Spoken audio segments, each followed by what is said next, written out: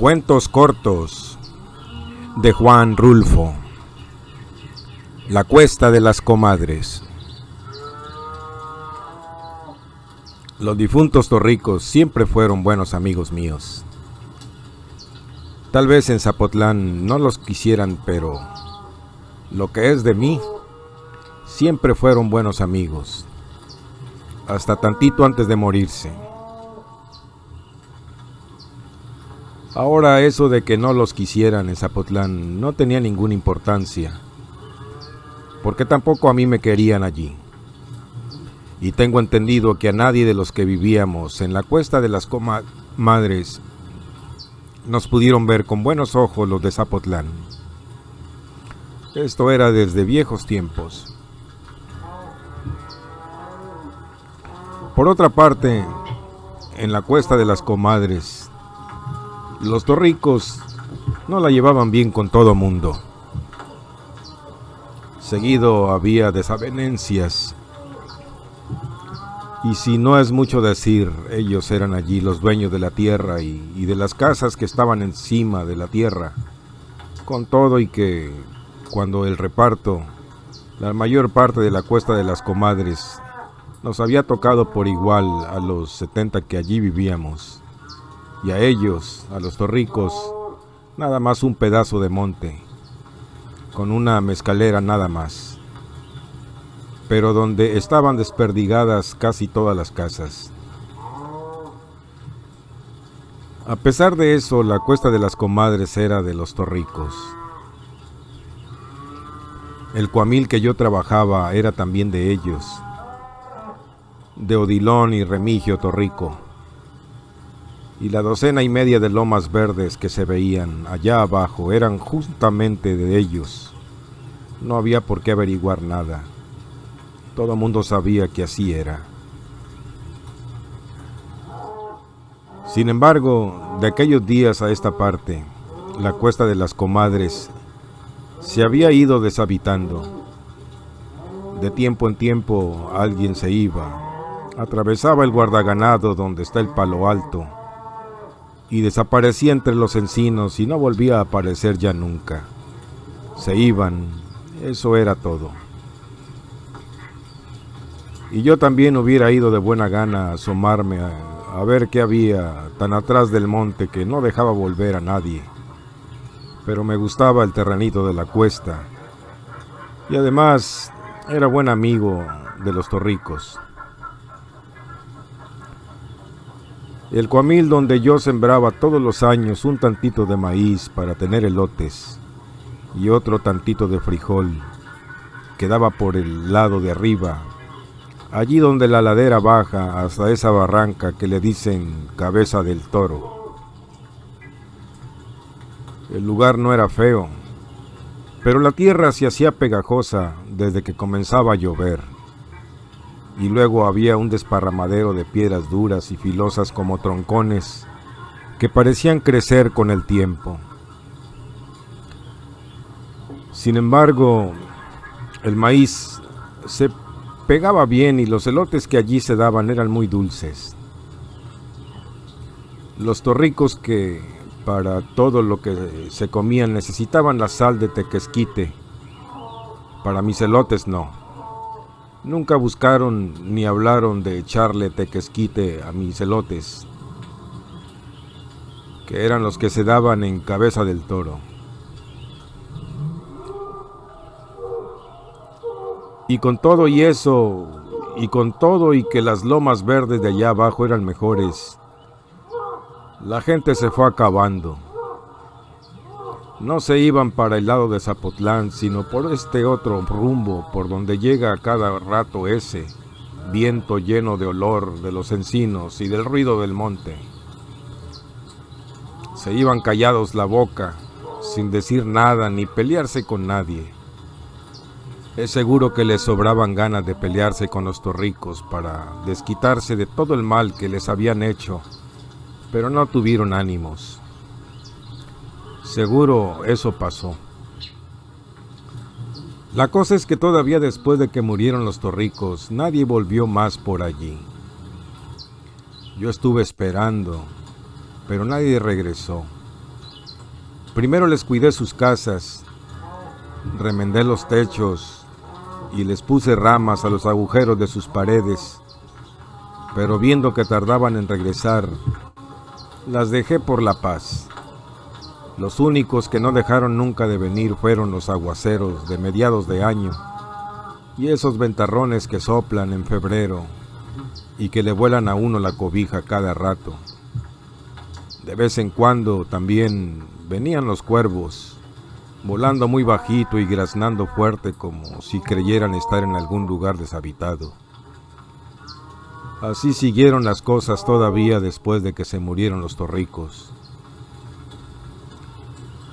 Antes, desde aquí, sentado donde ahora estoy, se veía claramente Zapotlán. En cualquier hora del día y de la noche podía verse la manchita blanca de Zapotlán allá lejos. Pero ahora las jarillas han crecido muy tupido y, por más que el aire las mueve de un lado para otro, no dejan ver nada de nada. Me acuerdo de antes, cuando los torricos venían a sentarse aquí también, y se estaban acuclillados horas y horas hasta el oscurecer, mirando para allá sin cansarse, como si el lugar les sacudiera sus pensamientos o el mitote de ir a pasearse a Zapotlán. Solo después supe que no pensaban en eso. Únicamente se ponían a ver el camino, aquel ancho callejón arenoso que se podía seguir con la mirada desde el comienzo hasta que se perdía entre los del cerro de la media luna. Yo nunca conocí a nadie que tuviera un alcance de vista como el de Remigio Torrico.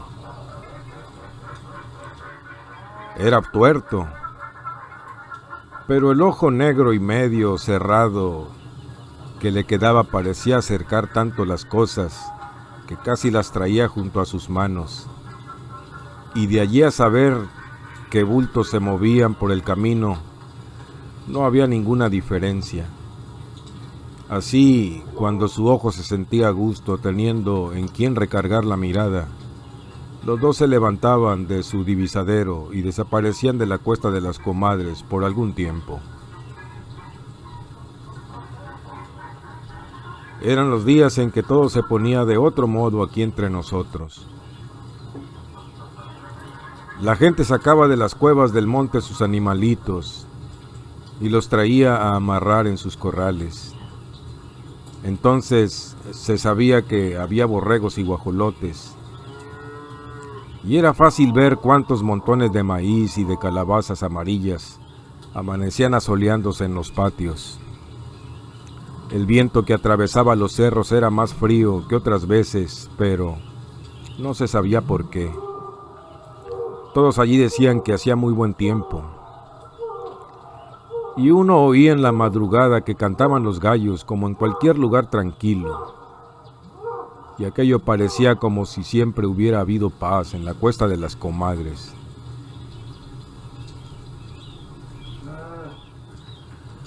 Luego volvían los torricos. Avisaban que venían desde antes que llegaran, porque sus perros salían a la carrera y no paraban de ladrar hasta encontrarlos. Y nada más por los ladridos todos calculaban la distancia y el rumbo por donde irían a llegar. Entonces la gente se apuraba a esconder otra vez sus cosas. Siempre fue así el miedo que traían los difuntos torricos cada vez que regresaban a la Cuesta de las Comadres. Pero yo nunca llegué a tenerles miedo. Era buen amigo de los dos y a veces hubiera querido ser un poco menos viejo para meterme en los trabajos en que ellos andaban. Sin embargo, ya no servía yo para mucho. Me di cuenta aquella noche en que les ayudé a robar a un arriero. Entonces me di cuenta de que me faltaba algo. Como que la vida que yo tenía estaba ya muy desperdiciada y no aguantaba más estirones. De eso me di cuenta. Fue como a mediados de las aguas cuando los torricos me convidaron para que les ayudara a traer unos tercios de azúcar. Yo iba un poco asustado. Primero, porque estaba cayendo una tormenta de esas en que el agua parece escarbarle a uno por debajo de los pies. Después, porque no sabía a dónde iba. De cualquier modo, allí vi yo la señal de que no estaba hecho ya para andar en andanzas. Los torricos me dijeron que no estaba lejos el lugar a donde íbamos. Es cosa de un cuarto de hora, estamos allá, me dijeron. Pero cuando alcanzamos el camino de la media luna, comenzó a oscurecer. Y cuando llegamos a donde estaba el arriero, era ya alta la noche. El arriero no se paró a ver quién era. Seguramente estaba esperando a los torricos, y por eso no le llamó la atención vernos llegar. Eso pensé. Pero todo el rato que trajimos de aquí para allá con los tercios de azúcar, el arriero se estuvo quieto, agazapado entre el zacatal. Entonces le dije eso a los torricos. Les dije: ese que está allí tirado parece estar muerto, o algo por el estilo.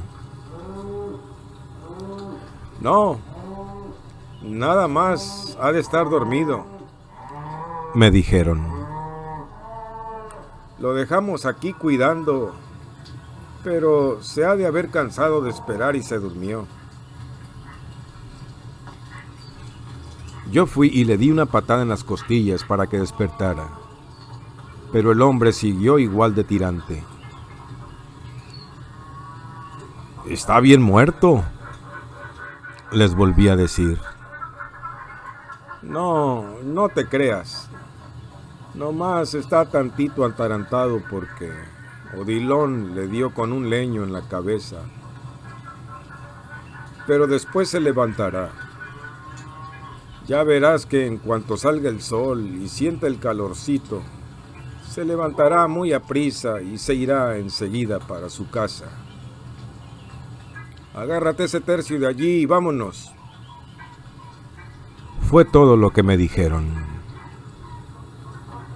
Ya por último le di una última patada al muertito y sonó igual que si le hubiera dado un tronco seco.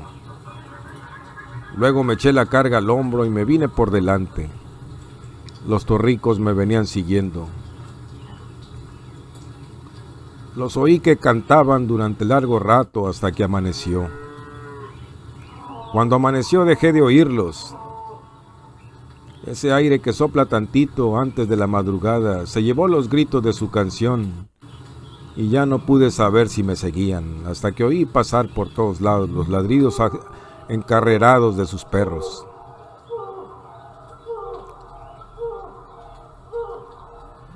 De ese modo fue como supe qué cosas iban a espiar todas las tardes los torricos, sentados junto a mi casa de la Cuesta de las Comadres. A Remigio Torrico yo lo maté. Ya para entonces quedaba poca gente entre los ranchos. Primero se habían ido de uno en uno, pero los últimos casi se fueron en manada. Ganaron y se fueron, aprovechando la llegada de las heladas. En esos años pasados llegaron las heladas y acabaron con las siembras de una sola noche. Y este año también. Por eso se fueron. Creyeron seguramente que el año siguiente sería lo mismo y parece que ya no se sintieron con ganas de seguir soportando las calamidades del tiempo todos los años y la calamidad de los torricos todo el tiempo. Así que cuando yo maté a Remigio Torrico, ya estaban bien vacías de gente la Cuesta de las Comadres y las lomas de los alrededores. Esto sucedió como en octubre. Me acuerdo que había una luna muy grande y muy llena de luz, porque yo me senté afuera de mi casa a remendar un costal todo agujereado, aprovechando la buena luz de la luna, cuando llegó el torrico. Ha de haber andado borracho. Se me puso enfrente y se tamboleaba de un lado para otro, tapándome y destapándome la luz que yo necesitaba de la luna.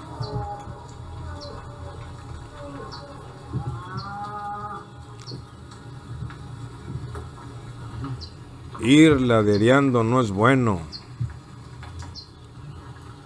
me dijo después de mucho rato.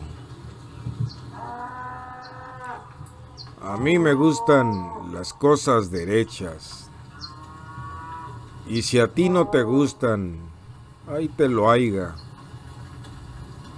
porque yo he venido aquí a enderezarlas. Yo seguí remendando mi costal. Tenía puestos todos mis ojos en coserle los agujeros, y la aguja de arriba trabajaba muy bien cuando la alumbraba la luz de la luna. Seguro por eso creyó que yo no me preocupaba de lo que decía. A ti te estoy hablando, me gritó, ahora sí, ya corajudo.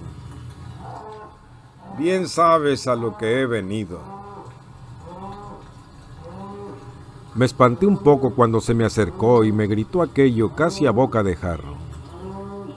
Sin embargo, traté de verle la cara para saber de qué tamaño era su coraje, y me le quedé mirando, como preguntándole a qué había venido. Eso sirvió.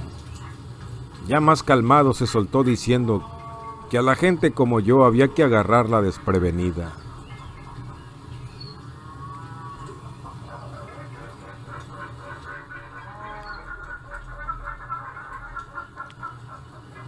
Se me seca la boca al estarte hablando después de lo que hiciste, me dijo.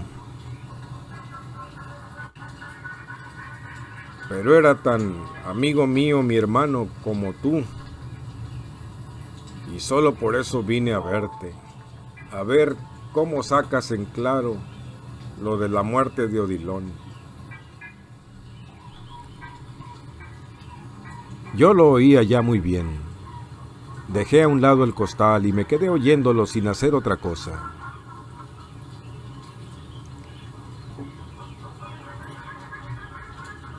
Supe cómo me echaba a mí la culpa de haber matado a su hermano, pero no había sido yo. Me acordaba quién había sido, y yo se lo hubiera dicho, aunque parecía que él no me dejaría lugar para platicarle cómo estaban las cosas. Odilon y yo llegamos a pelearnos muchas veces, siguió diciéndome. Era algo duro de entender, y le gustaba encararse con todos, pero no pasaba de allí. Con unos cuantos golpes se calmaba.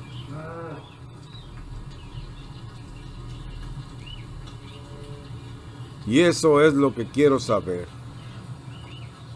Si te dijo algo, o te quiso quitar algo, o qué fue lo que pasó. Pudo ser que te haya querido golpear y tú le madrugaste. Algo de eso ha de haber sucedido. Yo sacudí la cabeza para decirle que no, que yo no tenía nada que ver.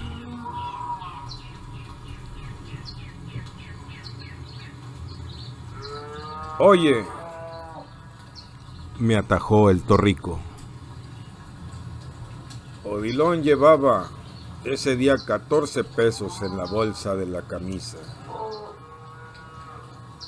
Cuando lo levanté, lo esculqué y no encontré esos 14 pesos. Luego ayer supe que te habías comprado una frazada. Y eso era cierto. Yo me había comprado una frazada. Vi que se venían muy aprisa los fríos y el gabán que yo tenía estaba ya todito hecho garras. Por eso fui a Zapotlán a conseguir una frazada. Pero para eso había vendido el par de chivos que tenía. Y no fue con los 14 pesos de Odilon con lo que la compré. Él podía ver que si el costal se había llenado de agujeros, se debió a que tuve que llevarme al chivito chiquito allí metido, porque todavía no podía caminar como yo quería.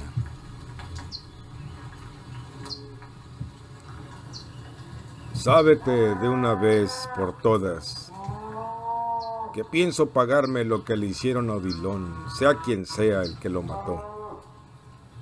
Y yo sé quién fue. Oí que me decía casi encima de mi cabeza. ¿De modo que fui yo?, le pregunté. ¿Y quién más? Odilon y yo éramos sinvergüenzas, y lo que tú quieras. Y no digo que no llegamos a matar a nadie, pero nunca lo hicimos por tan poco. Eso sí te lo digo a ti. La luna grande de octubre pegaba de lleno sobre el corral y mandaba hasta la pared de mi casa la sombra larga de Remigio. Lo vi que se movía en dirección de un tejocote y que agarraba el guango que yo siempre tenía recargado allí. Luego vi que regresaba con el guango en la mano. Pero al quitarse él de enfrente, la luz de la luna hizo brillar la aguja de arria que yo había clavado en el costal. Y no sé por qué, pero de pronto comencé a tener una fe muy grande en aquella aguja. Por eso, al pasar Remigio Torrico por mi lado, desensarté la aguja y sin esperar otra cosa se la hundí a él cerquita del ombligo. Se la hundí hasta donde le cupo y allí la dejé. Luego se engarruñó como cuando da el cólico y comenzó a acalambrarse hasta doblarse poco a poco sobre las corvas y quedar sentado en el suelo, todo entelerido y con el susto asomándosele por el ojo. Por el momento pareció como que se iba a enderezar para darme un machetazo con el guango, pero seguro se arrepintió y no supo ya qué hacer. Soltó el guango y volvió a engarruñarse. Nada más eso hizo. Entonces vi que se le iba entristeciendo la mirada, como si comenzara a sentirse enfermo. Hacía mucho que no me tocaba ver una mirada así de triste y me entró la lástima. Por eso aproveché para sacarle la aguja de arria del ombligo y metérsela más arribita, allí donde pensé que tendría el corazón. Y sí, allí lo tenía, porque nomás dio 2 o 3 respingos como un pollo descabezado y luego se quedó quieto. Ya debía haber estado muerto cuando le dije: mira, Remigio, me has de dispensar, pero yo no maté a Odilon. Fueron los alcaraces.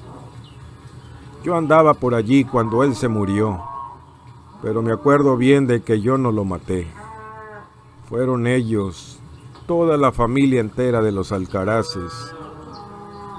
Se le dejaron ir encima y cuando yo me di cuenta, Odilon estaba agonizando. ¿Y sabes por qué? Comenzando porque Odilon no debía haber ido a Zapotlán. Eso tú lo sabes. Tarde o temprano tenía que pasarle algo en ese pueblo, donde había tantos que se acordaban mucho de él. Y tampoco los alcaraces lo querían. Ni tú ni yo podemos saber qué fue a hacer él a meterse con ellos. Fue cosa de un de repente. Yo acababa de comprar mi zarape y ya iba de salida cuando tu hermano le escupió un trago de mezcal en la cara a uno de los alcaraces. Él lo hizo por jugar. Se veía que lo había hecho por divertirse, porque los hizo reír a todos. pero todos estaban borrachos. Odilon y los alcaraces y todos. Y de pronto se le echaron encima. Sacaron sus cuchillos y se le apeñuscaron y lo aporrearon hasta no dejar de Odilon cosa que sirviera.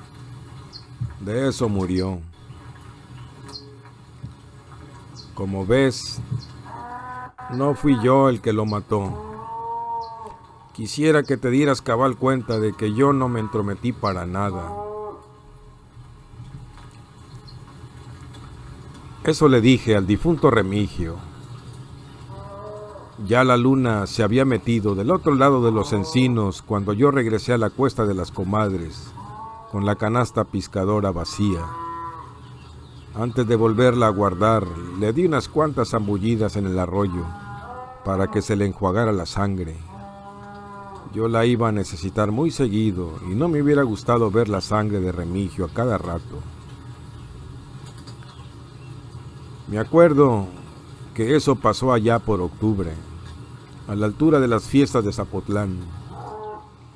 Y digo que me acuerdo que fue por esos días porque en Zapotlán estaban quemando cohetes, mientras que por el rumbo donde tiré a Remigio se levantaba una gran parvada de sopilotes a cada tronido que daban los cohetes.